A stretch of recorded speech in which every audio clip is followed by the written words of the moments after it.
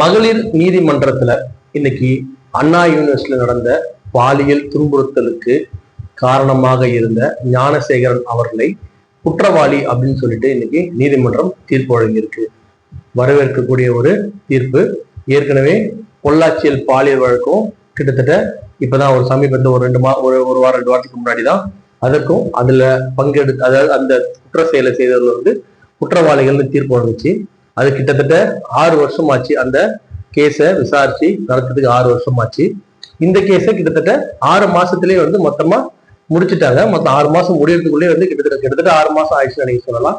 6 மாசம் மொத்தமா இதை முடிச்சு இந்த கேஸை தீர்ப்பே வழங்கிட்டாங்க.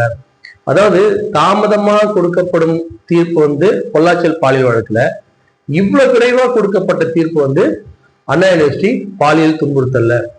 இது எல்லாமே ஏதோ நமக்கு ஒரு விஷயம் நம்மளுக்கு கண்டிப்பா ஒரு விஷயம் எல்லா ஒரு சாதாரண அடித்தட்டு மக்கள் கூட தெரியும். இவ்வளவு பெரிய ஒரு குற்றத்தை செய்யும் பொழுது அரசியல்வாதிகள் அல்லது அதிகாரிகளோட துணை இல்லாம செய்வது ரொம்ப ரொம்ப ரொம்ப ரொம்ப கஷ்டம். அது செஞ்சாங்க அப்படின்னு சொன்னா அவங்க ரொம்ப ரொம்ப கஷ்டம். அந்த மாதிரி இவங்களுடைய துணை இல்லாம இவ்வளவு பெரிய குற்றத்தெல்லாம் அவங்களால செஞ்சிருக்க முடியாது.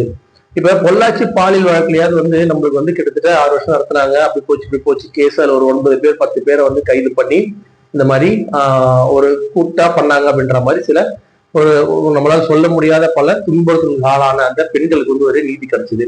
அந்த நீதியே முழுமையான நீதியான நம்மளுக்கு நம்ம ஏற்கனவே போட்ட வீடியோல பத்தி சொல்லியிருந்தோம். கண்டிப்பா இதுல பல தலைகள் தப்பிச்சிருக்கு அப்படின்னு சொல்லிட்டு அதை விட மோசம் இந்த தீர்ப்பு அவரு குற்றவாளி தான், அதுல எந்த மாற்று கருத்தும் கிடையாது. ஆனா அவர் மட்டும்தான் குற்றவாளியா அப்படின்றதுதான் இன்னைக்கு ஒரு முக்கியமான விஷயமா இருக்கு. அதிமுக அந்த யார் அந்த சார் அப்படின்னு சொல்லிட்டு ஒரு நடத்துனாங்க.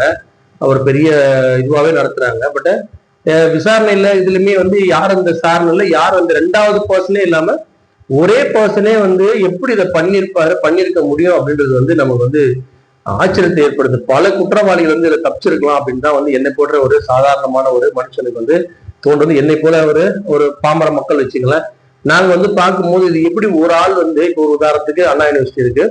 அண்ணா யூனிவர்சிட்டி அட்லீஸ்ட் அந்த டைம் நாங்களும் அண்ணா யூனிவர்சிட்டி போயிருக்கோம். ஃபார்ம் போடுறதுல இருந்து படிச்சதுல இருந்து எல்லாமே அண்ணா யூனிவர்சிட்டி எங்களுக்கு தெரியும். கிட்டில இருக்கு, அடிக்கடி போயிருக்கோம். நாங்க அங்க போகும்போது அந்த மெயின் கேட்ல ஒரு 2 காவலாளி இருப்பாங்க. அந்த பக்கம் போக முடியாம இதை செவரு வச்சு குடிச்சு போனாரு, என்னென்னமோ கதை சொன்னாங்க. ஆனா என்ன பண்ணாலுமே இத ஒரே ஒருத்தர் தான் பண்ணாரு. திட்டம் போட்டு கேமரா எடுத்து அவரே தப்பு பண்ணி அவரே வர வச்சு ஏதோ ஒண்ணு பெரிய விஷயத்த இவங்க மறைச்சிருக்கிறாங்க. ரொம்ப வேகமா இதை விசாரிச்சு தீர்ப்பளிச்சிருக்கிறாங்க. தீர்ப்பளிச்சு நம்ம தப்பு சொல்லல. ஏன்னா அவங்களுக்கு என்ன நம்மளுக்கு அவங்களுக்கு என்ன தகவல் வந்ததோ, அவங்களுக்கு என்ன சாட்சிகள் அதன் அடிப்படையில தீர்ப்பு சொல்லியிருக்கிறாங்க. ஆனா நிச்சயமா இந்த 2 வழக்கிலும் பல முக்கியமான பின்னணியில் உள்ளவர்கள் தப்பிச்சிருப்பாங்க அப்படின்றதுதான் என்னை போல சாதாரணமான ஆட்களுடைய கணிப்பு. அது இன்னும் நம்மளுக்கு அந்த பாதிக்கப்பட்டவங்க உண்மையான நீதி கிடைச்சதா கிடைக்கலையா அப்படின்றது அவங்களுக்கு மட்டும்தான் தெரியும், நமக்கு தெரியாது. அவங்க யாரையும் நம்மளுக்கு தெரியாது. அவங்களுடைய மனசாட்சி படி நம்ம அதை விட்டுறோம். அவங்க உண்மையான அவங்க மிரட்டப்பட்டிருக்கலாம். ஏன்னா இது சாதாரண இவங்களாம் அரெஸ்ட் பண்ணும்போது பெரிய விஷயமா இருக்காது. ஆனா பெரிய ஒரு ஆள் சம்மந்தப்படும் போது அது இந்த பாதிக்கப்பட்டவங்க உள்ள போய் சொன்னாங்கன்னு வச்சுக்கலேன், அவங்க குடும்பமே பெரிய அச்சுறுத்தலுக்கு ஆகிறதுக்கான வாய்ப்பு இருக்காது. 2 விஷயத்துலயுமே தான் சொல்றாங்க. இது போல அதே மாதிரி இன்னொரு ஒரு விஷயம் என்ன அப்படின்னு சொன்னா, இதோட நம்ம என்ன பண்ணக்கூடாதுன்னா, இந்த மாதிரி ஒரு வழக்குகள்லாம் வரும்போது இவர் இந்த கட்சியை சார்ந்தவர், அவர் அந்த கட்சியை சார்ந்தவர் சொல்லிட்டு அது ஒரு கட்சி சார்ந்து பூச வேணாம் நான் நினைக்கிறேன். ஏன்னா எல்லாருமே எதனா ஒரு கட்சி அடிப்படை உறுப்பினரா இருக்கிறாங்க, எதனா ஒரு போய் போட்டோ எடுத்துக்கிறாங்க, எதனா ஒண்ணு பண்ணிக்கிறாங்க. அப்ப அந்த மாதிரி பண்ணும்போது கட்சிக்கே இப்போ உதாரணத்துக்கு அதிமுகவுல இதே மாதிரி ஏற்படும் போது திமுக அதிமுக மேல பழி சொல்லிட்டே இருந்தாங்க பொள்ளாச்சி பாலியல் வழக்குல. இப்ப அது திமுகல வந்துட்டாங்க. இப்ப இவங்க சொல்லிட்டப்ப சொல்லிட்டே இருப்பாங்க. அடுத்த அரக்கொந்தை பொண்ணு வந்துருது. இந்த மாதிரி மாறி மாறி ஏதோ ஒரு மனிதன் தவறு செய்யறான். அந்த தவறு செய்யும் போது அதை கட்சியின் சாயம் பூசி இவங்க எதிர்கட்சி அவர் உண்மையான தன்மையை வெளில கொண்டு வராம பண்ணிடுறாங்க.